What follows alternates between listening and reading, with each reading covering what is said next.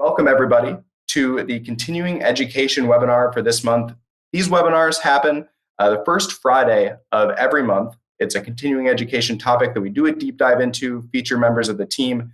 Today's webinar is the importance of independently verifying your addresses on your signing device. Now, today, I am joined by my colleague, Phil Geiger, who's the managing director of our concierge team. And then as a surprise guest from our product team, we have Matt McManus, who's the product manager for our custody product at Unchained. And we're really going to dive through the importance of how to verify these addresses, what that means, why it's relevant, and how we can do it on some of our devices. So do want to note before we kind of dive into the agenda, if you have questions along the way, this is our live storm format. You can put your questions into the question box. It's going to be in the lower right-hand side of the live storm. Now, there's a chat box, but there's also a questions box. So if you want our team to be able to see your question, please make sure you're putting your question into the question tab down below. It has a little question mark on it. Should be pretty easy to find. At the end of the webinar, we're going to be doing our best to answer all the questions you bring our way.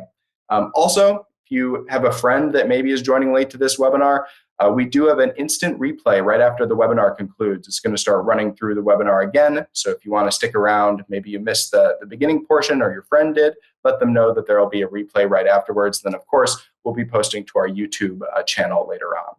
So with that being said, let's dive into things here. Now we have our agenda for today. So the topic, again, importance of independently verifying these addresses on your signing device, on your hardware wallet. As I say that, I know Bitcoin Twitter is going crazy, but signing device, hardware wallet, independently confirming that address. That's what we're going to be doing today. To start, we're going to run through the importance of it. Why do we do it? Why is it something that we really talk about as a best practice? Then we're going to be diving into how to do it. We're going to be covering how to do it in the Unchained platform on your Trezor signing device. Model Ts and Model 1s are what we support at Unchained. We're going to be showing how to do it on your Coldcard devices. And then we're also going to be running through kind of some multiple addresses where you can see your address history in the platform. That's all going to be a live demo for you today. Then we're going to be talking about verifying your change address, talking about change addresses more broadly too. And we'll finally wrap up with that Q&A session at the end. We'll do our very best to answer any questions you bring our way. Again, if you do have questions, please throw them into that questions tab down in the lower right-hand corner, and we'll make sure to share them to everybody watching the webinar and answer them live. So perfect. With that, I want to hand it over to my colleague, Phil Geiger, to talk about the importance of independently verifying your addresses. Phil, what information can you give us on this topic? Thanks, Tyler. And as I mentioned a little bit earlier, it's a great week to be talking about verifying your addresses on your signing devices. A lot of people are learning the hard way why they should be holding the keys to their Bitcoin. And so they're deciding, hey, time to move from that third-party exchange, that crypto lender platform, into self-custody, into cold storage. So they've made the right decision, but now they're going through and actually taking the step of sending Bitcoin. And what many of us realize is there's a little bit of what one of my clients calls a pucker factor to sending Bitcoin. And the reason is that Bitcoin transactions are irreversible. They're completely immutable. So when you're sending large sums of Bitcoin around, you want to be very certain that you have the keys to the address that you're sending your Bitcoin to. So as Tyler mentioned earlier, Bitcoin addresses are constructed from keys, maybe living on a hardware wallet, for example. But when you see a Bitcoin address on a computer screen or on your mobile app, there's no guarantee that that address is actually in control or is actually controlled by your keys. But there's a really nice piece of functionality that most of the hardware wallets come packaged with, which is the ability to check your address on the device. What this tells you is three really, really important things about the addresses that you see on, again, your computer or your mobile phone or the browser. When you confirm your address on your hardware wallet, it confirms that the device itself actually controls one of the keys to the address that you're seeing on your computer. It also, in particular in the context of multi-sig, which is an address built from multiple keys that requires multiple keys to spend from, your device will tell you what quorum the multi-sig address was built with. Was it a 2 of 3 address? Was it a 3 of 5 address? So on. So you know that the address that you're about to send your Bitcoin to is constructed correctly. In the context of multi-sig, there's a scenario where maybe your one device is displaying the address correctly, or the address that you're seeing on your screen is in control of one of your keys, but in the background, somebody could have snuck in a few more keys and made it a 2 of 4 address where they actually have control of 2 of 4 keys. So having your hardware wallet display the quorum really helps tell you that the address that you're looking at was built the way that you expect. And then finally, it really gives you confidence that the computer or internet-connected device you're working with does not have malicious software on it that is trying to trick you into sending Bitcoin to the wrong address. Because remember, if you send Bitcoin to the wrong address, that's irreversible. So by displaying your address on your cold storage device, you know that the computer or internet-connected device that you're working with is not compromised in some way. If the address on your hardware wallet doesn't match what you're seeing on your computer or your mobile phone, don't send Bitcoin to that address.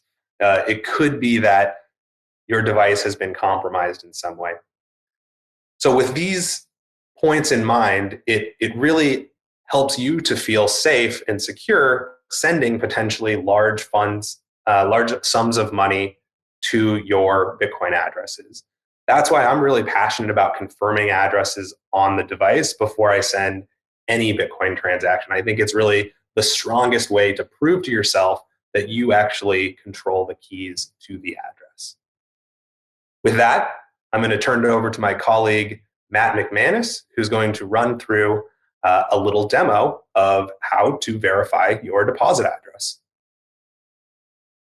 Thanks, Phil.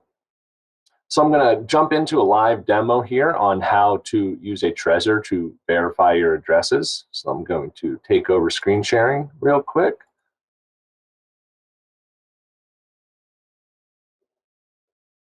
Great. So there's a couple different places on the platform where you can verify the address. The first and one of the most important areas is when you're about to make a deposit, right? So if you're about to make a deposit to your vault, click on the deposit button, and you'll see this button to confirm on Trezor. So this is to make sure that the devices that you have on you do hold the keys to be able to transact from this address. So the way that works is you click confirm on Trezor, you choose which key. So I'm going to use the demo 1 key. And here's the information that you're going to be confirming. Here's the address, connect to Trezor, which will open up in a new tab.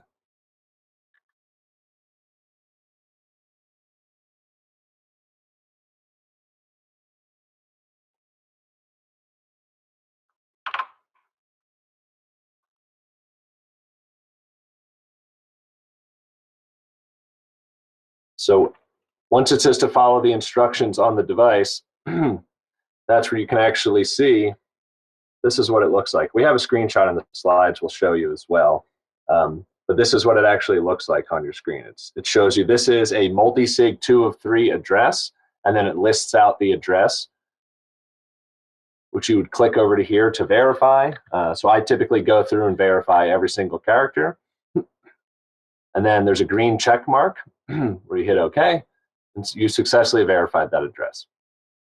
And I like that Matt switched back here to the Unchained platform, because what he's really doing, that second window that popped up was a Trezor platform, and he's really not trusting either companies. By switching back to Unchained, he's saying, Trezor, I don't totally trust you. Unchained, I don't totally trust you. And he can verify that both companies are giving the correct information. Absolutely, Phil. And so there's another area where I would want to verify addresses, and that's in my address history. So I just verified that I hold the keys to an address that I'm considering making a deposit to. But what about addresses that you've already made deposits to? You want to just double check that, yeah, I still hold, maybe you have multiple hardware wallets. You say, yeah, this is the hardware wallet I need to use to sign for this address. So you can see here in the address history, I have a couple of different addresses that have deposits in them already. We do give out a new address for every deposit you make, which is just in line with industry best practices around on-chain privacy. And it also sets your vault up for success in the future to save on fees if you're going to be a frequent spender. So the button you want to click here is confirm on device. So I'm going to verify that this one I still hold the keys to on my Trezor. So similar workflow from what we just looked at.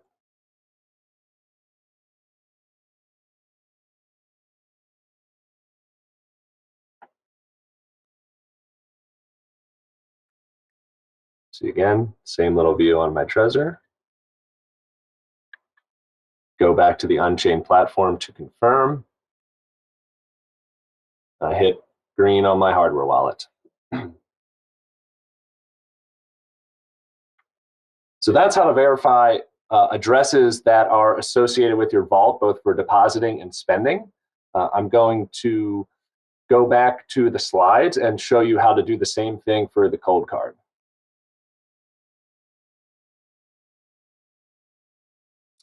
And here I just wanted to, so people, I know it's probably a little bit blurry maybe, or I was showing my device up to the window. This is what it actually looks like on the Trezor Model T here. Multisig 203, and there's the address. So for Coldcard, Coldcards are a little bit different. They don't have a nice touchscreen graphical user interface, as most people know. And so what you would need to actually be able to do this is you would have to have one of our supported Coldcard devices, the power cable, and ensure that the Coldcard configuration file for your multi-sig vault is installed on that device. When you plug in, power on, get through your PIN, and kind of unlock your Coldcard for use here, the Address Explorer is actually relatively front and center, which is quite nice. It shows that CoinKite understands the value of adding something like confirming your addresses to their products, which is great. It's one of the reasons we love them. So you would navigate down to the Address Explorer, press the check mark. You can scroll through this message and you have the option to see this message every time, or you can also dismiss it permanently once you know what you're doing.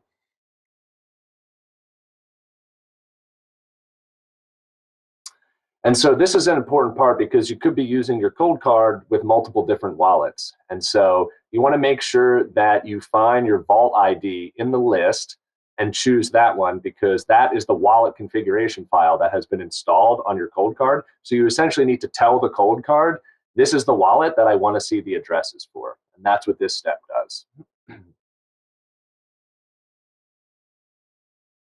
So once you're there, there's a few options. And so you can scroll through. It shows you 10 addresses at a time. So it depends on what address index your vault is actually at. So you can scroll through one by one, go from 0 to 9, and then once you get to the bottom of the list, you can click next, and it shows you the next 10 addresses in your vault. And this is where you can just hold your Coldcard up and compare it directly against what's shown in your vault.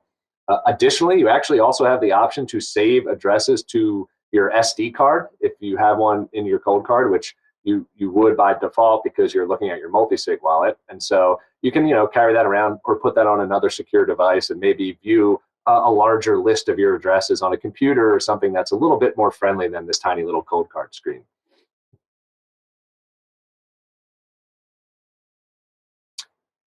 And with that, I'm going to kick it back over to Phil to show you how to verify the change address when you're conducting a spend. And if there's any questions on the Trezor or Coldcard stuff we just walked through, please post it into the Q&A box in the chat. Thanks, Matt. So Matt just showed everyone how to confirm deposit addresses on the device, but there's a bit of kind of wallet best practices in Bitcoin, where whenever you spend, it's not really even wallet best practices, it's more of just how Bitcoin functions. Whenever you spend Bitcoin from an address, if you're not spending the entire balance of the address, so say you're sending 1 Bitcoin and you have 2 Bitcoin living at an address, well, if you're spending 1 Bitcoin, then 1 Bitcoin is going to the destination, and 1 Bitcoin is actually returned to you in a fresh address known as a change address. So from a high level, a change address constructed exactly the same way as a deposit address generated ultimately from your private key, which shares a public key, which is packaged together into an address.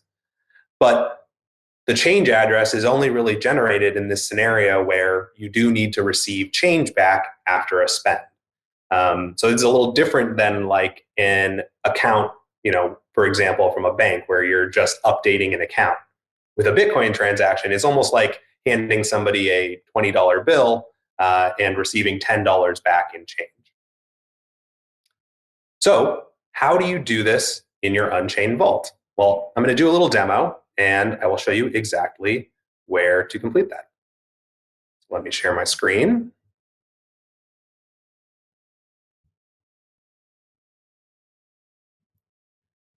All right, so we're looking at my vault right now, and what I'm doing is I'm trying to fund a new loan.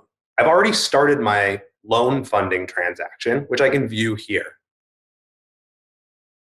On the right side, I can see the transaction details. So for this transaction, what I'm trying to do is send 0.0005 Bitcoin to my loan address, but the vault itself actually has 0.001 Bitcoin, so I need to receive some change here in my change address. So here's the change address. Here is the new loan address. Now, something you'll notice is that because I'm sending Bitcoin to an address that Unchained recognizes that I hold a key to, I actually have the option to confirm this address on my device as well. So for my loan, I hold one of 3 keys because I've collateralized my Bitcoin. For my vault, where I'm receiving change, this address, I actually have 2 of 3 keys.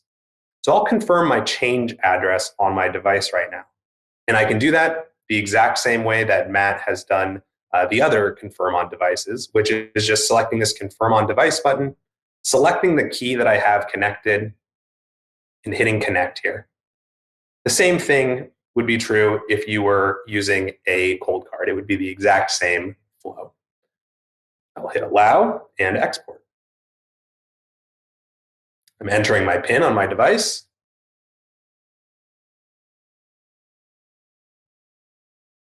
And now I can see my address. I'll take a moment to review.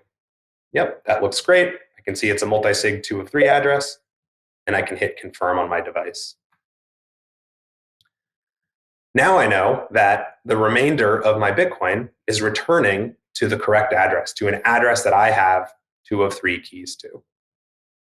And with that, I'm going to stop sharing my screen, and we can move on to the next segment of the webinar. Awesome. Thank you, Phil. Now, the importance of confirming that address in your device. Thank you to Matt as well for walking through the Trezor demo, the Coldcard demo. Phil, from a change address perspective, that's a really nice thing to cover. Oftentimes, as you're doing a transaction, your device will be displaying to you, the inputs and the outputs of where your Bitcoin is going. And sometimes you see some Bitcoin going back to an address that maybe you haven't seen before. So covering off on that change address really is a pretty important component. The fact that you can verify that one as well, just again, helps you get that confidence that you control key to that address as well. So absolutely, and that's one of the power of the Unchained platforms as well, is that anytime we display an address to you that we know you have at least one key to, we're going to give you that option to check the address on the device. So you're not trusting us, you're trusting your key. Absolutely, and if you are using a cold card out there, important component on that Matt mentioned at the very beginning, make sure your vault, wallet, or cold card configuration file is imported into the cold card, right? These Trezors and Ledger devices that we support, they kind of get their multi-sig brains from being plugged into the computer. Now, cold cards, for use with Unchained vaults, are typically air-gapped. The newer MK4 device can be plugged in, but cold cards, an advantage of using a cold card is you can keep it separate from your computer. So you do all the data transfer through a micro SD card. Now, because that is the case, your cold card, even though it might be added as a key and you might build a vault with it, your cold card doesn't know that it's a part of a multi-sig. So going back and telling your cold card that, hey, you are a part of this multi-sig, importing that cold card configuration file into your device just helps you know that your cold card can sign for a transaction should you ever need to. You can confirm those addresses, as Matt was walking through. Just a critical component of using a cold card with an Unchained vault. We have an awesome blog post about how to use a cold card with an Unchained vault as well. So I encourage you to go check that out if you are a cold card user, or if you're thinking about getting your hands on a cold card, taking a deeper dive into a more technical Bitcoin signing device. So with that, definitely want to open it up now to Q&A. We kind of have some members of the team that are fantastic resources for answering questions you might have related to your vaults, your devices, how to use the Unchained vault, change addresses. And now we have Matt on the call as well. So from a product perspective, we really want to make sure that we're answering anything you throw our way. So I'm going to transition over to this slide, just shows our logo here. Now for live viewers on the live storm webinar, we're going to be going through our questions queue to answer your questions. For everybody viewing, we're going to bring the question up onto the middle of the screen so you can read along. We're also going to make sure to read it aloud for anybody who might be viewing this webinar on YouTube after the fact, because the question won't be appearing for the YouTube viewers, but it's going to be appearing for everybody here on this webinar. So with that being said, Matt and Phil, I'm sure you're already digging through the questions queue in the lower right-hand side. If there's something that you see right off the bat that you'd like to answer, just select Start Live Answer on the right-hand side, and it's going to bring it up for everyone. We can start tackling these awesome questions. Sure, and I think Matt actually wrote up a response to one of the questions, but I think it's worth just reading it out loud. So Jesse asks, each time I deposit Bitcoin to my multi-sig vault, the address is the same. Why is a new receive address not created each time a deposit made? And Matt's answer is really good. I don't know, Matt, if you want to just explain it out loud. I'm also happy to just give an answer there. Sure, yeah. So that used to be the case, but now a new receive address will be generated for each subsequent deposit. However, if you haven't deposited to your vault in a while, your next deposit will still be to that same address, after which point you'll start to see new addresses in your vault for every single deposit. Thanks, Matt. And yeah, it just goes to show that the Unchained product and engineering team is definitely taking that feedback, and we're really working this year to release a bunch of great innovations that you will be seeing soon. And this is just one of many and one of many up to come updates. On that specific point, a question kind of just came in as Matt was answering that. And so I'm going to bring up this live question for folks on viewing on the live storm webinar regarding the response earlier. I deposited last night and it was the same address. So just to highlight what Matt had said again, if you go to make a deposit into your vault, it's going to be the same one that you've been depositing to. And then the next time you go to make a deposit, you are going to be receiving that new receive address. So just wanted to make sure that we squared off on that for you, SK. Thank you for the great question. Also, for viewers, as we're digging through these questions can be upvoted. So if you are, you see a question in the questions queue that you've been wondering as well, go ahead and give it an upvote so we know how to prioritize it from our end.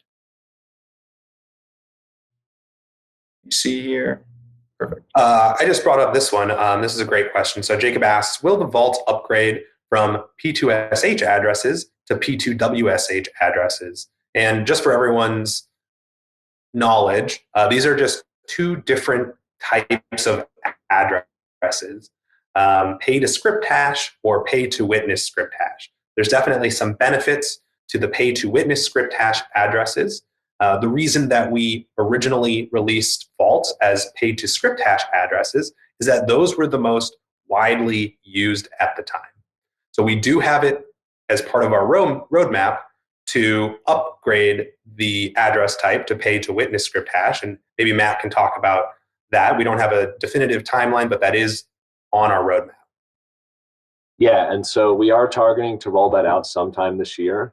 There is some nuance, though. I just want to be clear that it won't be an automatic upgrade. It'll be an opt-in. And so there's nothing we can do because your Bitcoin's currently stored in pay-to-script hash addresses, right? We can't automatically change that to be stored in a pay-to-witness script hash address. However, once we release support for pay-to-witness script hash SegWit addresses, you'll be able to move your funds into those types of addresses, which ultimately will help save you a lot of money on fees in the long run if you're going to be transacting for your vault. And so we do plan to highlight that and make it a nice upgrade path for folks who do want the option to do that. And I think Matt makes a really great point. Remember, your Bitcoin today live at some address or group of addresses. So if you want to start using a new address type in Bitcoin, you will have to transfer from the old addresses to the new addresses. You have to construct new addresses that are going to follow some different rules.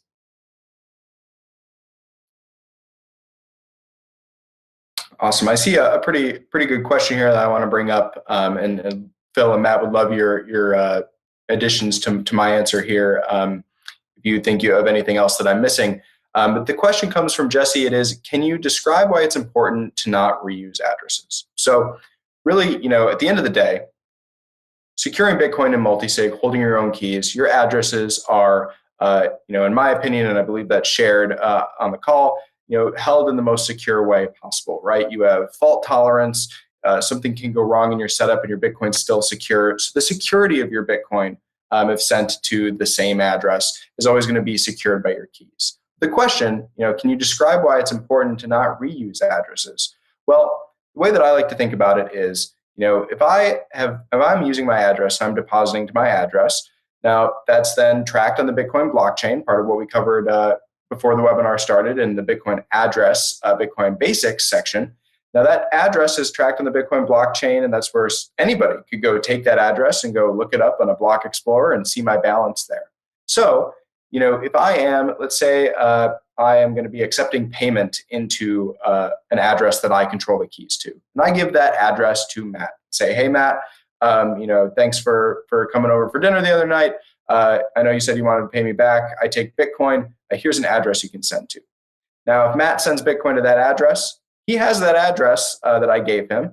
And if I continue to make deposits to that address, Matt, all of a sudden, if he still has that address, he could look it up maybe a few months later and say, wow, Tyler's really been accumulating Bitcoin on that address. And that's kind of a privacy consideration. So, all of a sudden, now Matt kind of knows maybe more than I would like him to know, just from a privacy standpoint. So that's why, we have this awesome capability in the Vault platform now. You go make a deposit. After every time you make a deposit, you are going to be shown a new, fresh address, just to be in line with those privacy best practices. So that's the way that I think about it.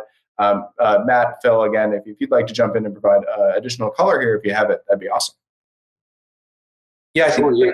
Oh, go ahead, Matt. I was going to say, yeah, and just to add some additional color. So there's really two types of address reuse, and Tyler just gave a great explanation of reusing an address for deposits. But there's also reusing an address that you've already spent from. And so when you have funds in an address and you spend from it on chain, it reveals information on the Bitcoin blockchain, specifically your public key in this scenario, which removes a layer of security. So if we start thinking in the mega long term about things like quantum computing and all, before you spend, all people see is the hash of a public key. So there's sort of like an extra layer of security there.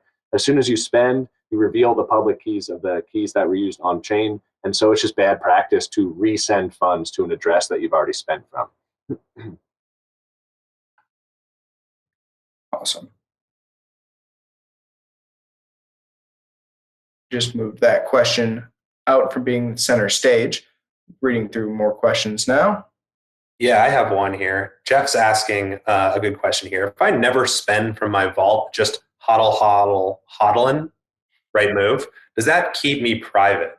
I think what Jeff is asking is it okay, like, do I need to spend my Bitcoin at some point, or can I just keep depositing without worrying about moving funds in the long term? I really like this question because I do think it's something that everybody needs to be thinking about. I would say that while you technically can never spend your Bitcoin, there's actually a lot of benefit to making small transactions every once in a while, because every time you make a deposit to a Bitcoin address, you're sending around chunks of data. And in Bitcoin, you pay to send around data, not the amount of Bitcoin. So if you're only depositing to a vault or to one address or to multiple addresses, if you're DCAing or if you're mining, then what you're accumulating is a lot of data. And that is future fee burden that you're going to have to cover in order to send transactions in the future. So I would say after about 10, 15, 20 deposits to a wallet, it's a good idea to just think about the amount of data that you're accumulating and try to either send a small transaction or spend some of that data so that you are consolidating your data. And in Bitcoin, we call the data the UTXO. So you might have heard of the term UTXO.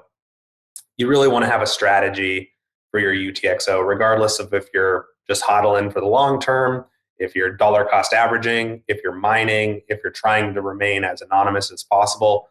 Everybody who is holding the keys to their Bitcoin is going to need to have some sort of UTXO strategy. One of our colleagues, Tom Honzik, just wrote a great article about UTXOs. Maybe we can get that into the chat. But I thought this was a great question. Hopefully that answers it okay for you.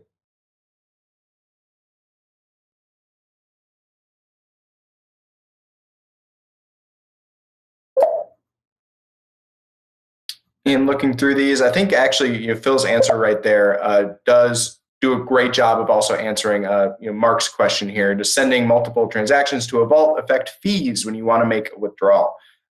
Or is it consolidated into one UTXO?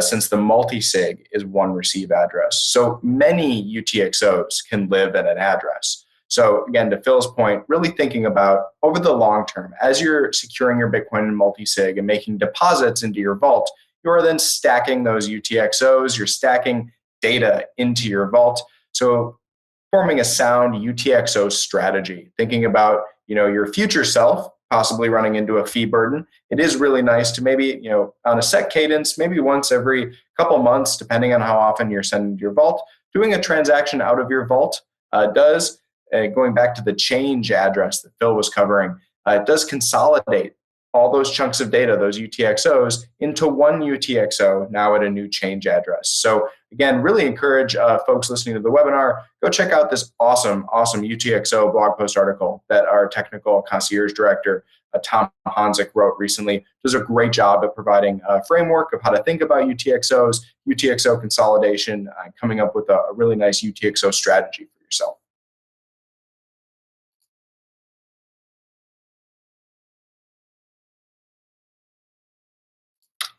Kind of just hopping into the next question. Sorry not to steal the stage, Phil or Matt, but new question just came in at the very top of the queue.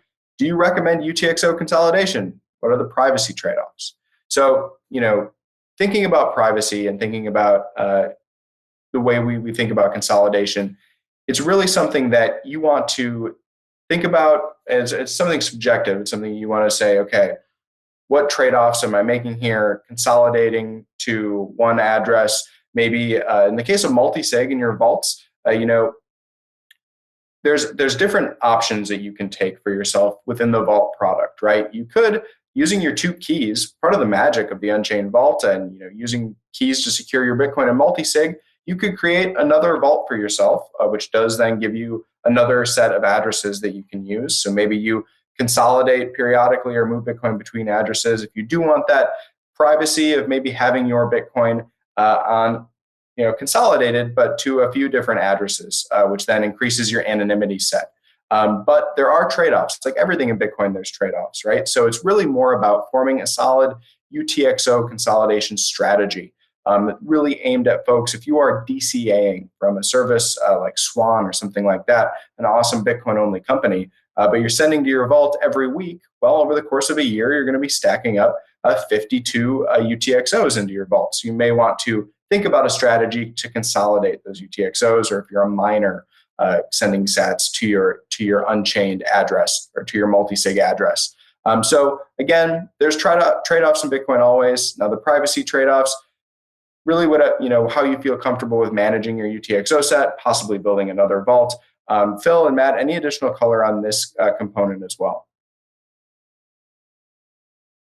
No, I think you covered that pretty well. There's only trade-offs in Bitcoin, and with UTXOs, it's the fee burden versus the privacy trade-off.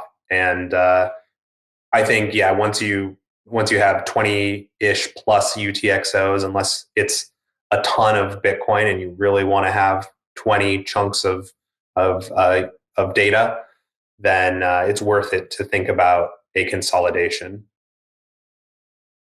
Luckily, the vaults do this really automatically for you today. So all you have to do is with an Unchained vault is just make a transaction and your data is consolidated for you. Along these lines, there's another question that SK asks, for further privacy, would it make sense to send from Unchained to a fresh wallet you create with, for example, with Blue Wallet, and then send from there to your final recipient? Not sure if a single intermediary transaction or layer makes any difference, or if it's not significant. I think this is an interesting question because it really depends on what you're trying to do. So I think about multi-sig and I think about vaults in particular as where they're the most secure way to store Bitcoin because there's no single points of failure. They're optimized for ultra secure long-term storage. But what they're not necessarily optimized for is day-to-day quick transactions. For that, I might want to use something like, Blue Wallet or a Lightning wallet or something to make, Bitcoin payments. So I think about vaults as where 95% of the long-term Bitcoin should be stored. And then I have different wallets for spending, a couple mobile wallets, maybe even a single signature wallet, where I'm not as concerned about having single points of failure for the Bitcoin. In terms of privacy, what that means is, maybe you do if you really want to be as private as possible, you could do one hop into a Blue Wallet, or potentially beyond that, you could do a transaction into a coin join platform that then mixes up the UTXOs and then to your final destination. Bitcoin's permissionless, really, so you can do kind of whatever you would like, but it just depends on what you're optimizing for. If you're not super concerned about it, it's not the end of the world to send Bitcoin directly to the recipient, but just know that all Bitcoin transactions are public. And so if the recipient for some reason isn't to be trusted, they would then see where the Bitcoin came from and would be able to look up the addresses. So that's why maybe going into Lightning for those small payments might help you there, because you would make one hop into a Lightning wallet, then you would do a Lightning payment, which adds significantly more privacy than a layer one or mainnet layer one transaction.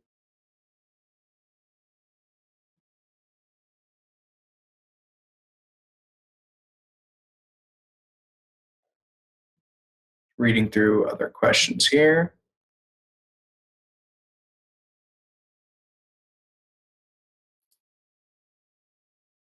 All right, I see one at the very top of the queue. And Matt, just for coming from a product perspective, this might be a good question. I can bring it up on stage as well. It's just talking about those UTXOs that we were talking about. We discussed, you have UTXOs stacking up into your vault. This question comes from Mark. He says he hasn't tried withdrawing yet from the vault. Does Unchained allow you to pick a specific UTXO you want to use? If you've gone back, Mark, and we have some prior videos on this with our awesome open source multi-sig wallet coordinator, Caravan, which makes it really easy to feed your wallet configuration file into Caravan. All of your funds appear. You can use your hardware devices over in Caravan. And Caravan is also packed right now with some awesome features, some advanced features for fee bumping called child pays for parent. Also some really cool, more in-depth transaction features when you're sending Bitcoin out of your multi-sig addresses, including UTXO selection and address selection. But Matt, just because you're so close to the product side of things and wanted to get your perspective on this question as well.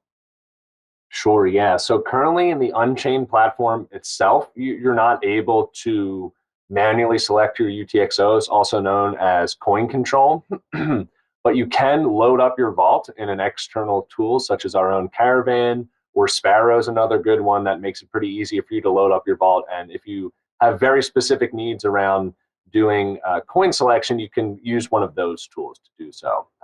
In the future, we're looking at different coin selection algorithms to help all of you save on fees when you're transacting from your Unchained vaults. And so we do have some improvements planned on the roadmap for this sort of thing, but we don't have any particular plans at the moment to bring full-on manual coin control into Unchained platform itself.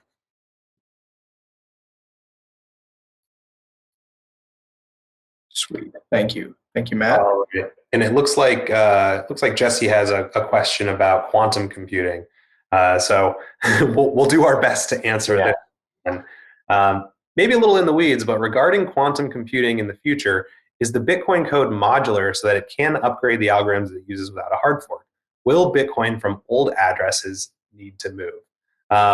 Now, I'm not a quantum engineer, but it is my understanding that we've already selected a quantum proof algorithm that we would be able to soft fork into Bitcoin to protect clients or protect users from this attack. Now, what it would require is moving Bitcoin into the new address type that does use the quantum proof algorithm. Matt, I don't know if you know much more than that, but if you do you want to jump in and add some more color to it? Yeah, no, I mean, I think you covered it. It's an active area of research that's happening right now. It's just, I don't think from a priority standpoint, it's necessarily at the top of the Bitcoin core developer queue, which is, I think, is reflected in the Taproot release, which actually does expose public keys directly on chain. All Taproot addresses are by definition public keys, so they don't have that extra layer of hash protection that something like a SegWit address or a P2SH address does. And so there's lots of good discussions. If you really want to get deep on it, you can search through the Bitcoin mailing list archives, and there's tons of good discussions on this that are they go into pretty good detail on this sort of thing. So active area of research. Yeah, and I think a layer on top of this question that I like always to base myself and think about first is that should quantum computing render SHA-256 hashing algorithm, should it kind of bust through that and render it not secure anymore? I think there would be a lot of other things in the world that would also be going wrong then at the same time. We have a lot of information, a lot of sensitive information held by different companies or possibly governments being encrypted that would then be exposed first. So the world would be in a pretty interesting place regardless. So I think obviously we want to be thinking about our Bitcoin security and the security of our wealth. But just letting you know that should something like that occur, you wouldn't be I guess you wouldn't be like slow to find out that that's happening, and then you'd be in a position to hopefully move to whatever soft fork, as Phil was mentioning, is being developed, that sort of thing. But it is kind of a cosmic question here, Jesse. Thank you for asking it. Appreciate it. Yeah, and I think what's cool about the response is I imagine that Bitcoin engineers have thought about this attack vector significantly more than engineers in other industries. So they've gone so far as potentially selecting an algorithm that is quantum proof, and they've discussed some of the trade-offs in that it's significant additional data.